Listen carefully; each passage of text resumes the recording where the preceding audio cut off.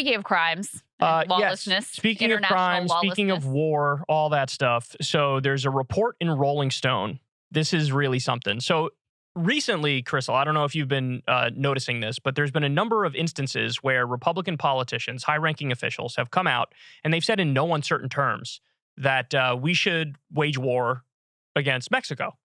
I know that sounds insane, but I've covered a number of the instances. So Yeah. Lindsey Graham has said it a number of times. I covered it when he said it. Eye Patch McGee, or as his actual name is, Dan Crenshaw, he said it a number of times too. Cover that. I think Ramaswamy. Vivek Ramaswamy hinted at it as well. I think you had either Marjorie Taylor Greene or Lauren Boebert, maybe both of them at one point or another said it. And out of nowhere, I'm looking at this like, Jesus, like why? Where does this come from? And in the case of Vivek, he made the argument to say like, we shouldn't be helping Ukraine against Russia. Like, why are we looking at, after their borders over there? We need to look after our own border here, and we need to do war against Mexico in order to defeat the drug cartels because the fentanyl is killing our people. By the way, there was just a report. This is totally total side point here, but there was some police officer who was just caught doing fentanyl trafficking.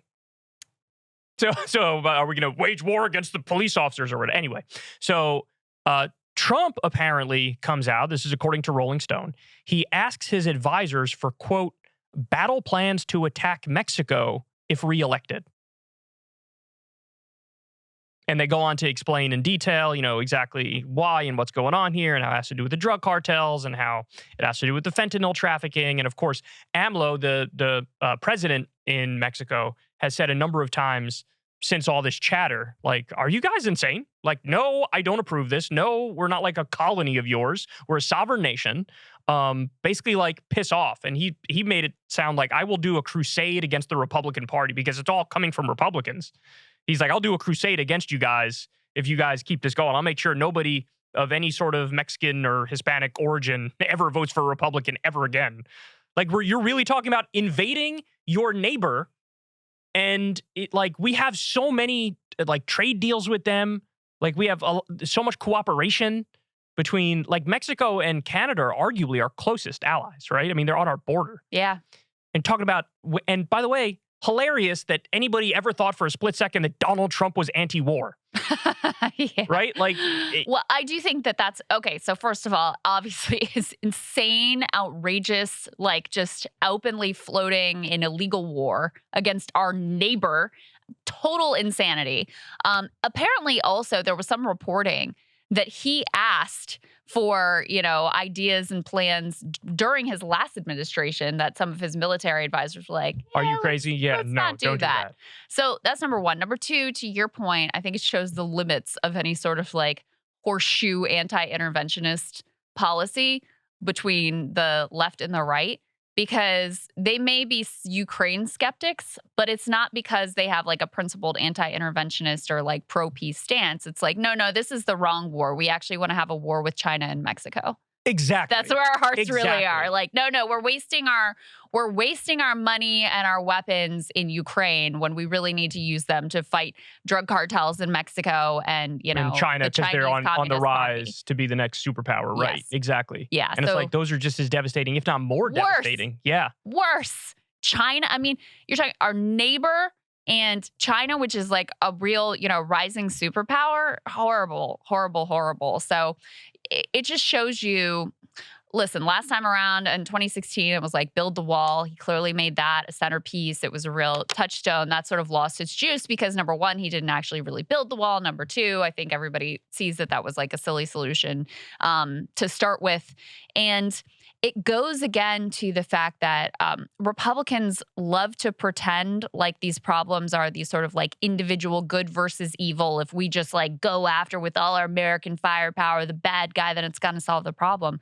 There is no solving the drug epidemic in America without decriminalizing and without ending the war on drugs, because that is really what gives these cartels their power. We've been doing interdiction in this country and trying to stop the supply for how many, 100 years, and it does not work. So coming in with your G.I. Joe and blowing up a cartel is not going to solve the problem either. Yeah, that's not going to get applause lines at a Donald Trump rally if he goes on some wonky, side tangent talking about, and let me tell you, folks, why safe injection sites are actually very good for society.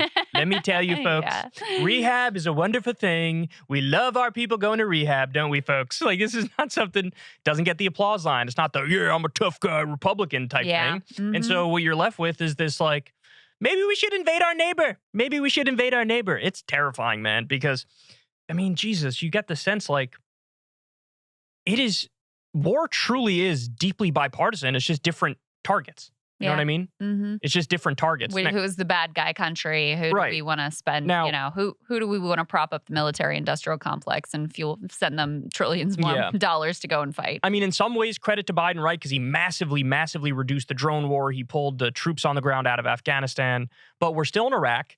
And he ripped up the Iranian nuclear agreement when he said he was going to jump right back in it. So even with a president who's nominally more interventionist than the others, it's like, you're still messing up very, very basic things. And blocked any ability to get to a peace deal in Ukraine, even as difficult as that, may be at this moment. But, when China even floated the idea of a ceasefire, they mocked suddenly our idea of like, oh, whatever Ukraine wants to do was out the window and was like, no, we won't have that. Right, exactly. So it's just, you're getting different factions of a pro-war approach, and you just have some instances where it seems more insane than other instances. It's so funny because he spends a lot of the time on the campaign trail. I would end the Ukraine-Russia conflict in one day. 24 hours, I'd end it. No World War III. No World War III. Anyway, we should invade Mexico. Let's have World War III. What are you? Yeah, somewhere else on the planet. Yeah, China. Got to go after China. Got to go after Mexico. But no World War III. It's like, Jesus, man. It really makes me feel like we live in some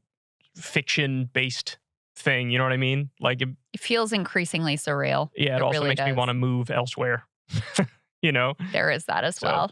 Anyway, let's get to our guest, Stephen Donziger. Always great to talk to him. I want to talk to him about his case of what happened with the Supreme Court, but also the utter betrayal, especially in recent weeks and months, of Joe Biden on any sort of climate promises that he made during the campaign. So let's get to it. Hey, y'all, do me a favor and like and subscribe. It helps out big time in the algorithm. Click the bell as well for notifications when videos drop, and watch that video on screen right now. You know you want to.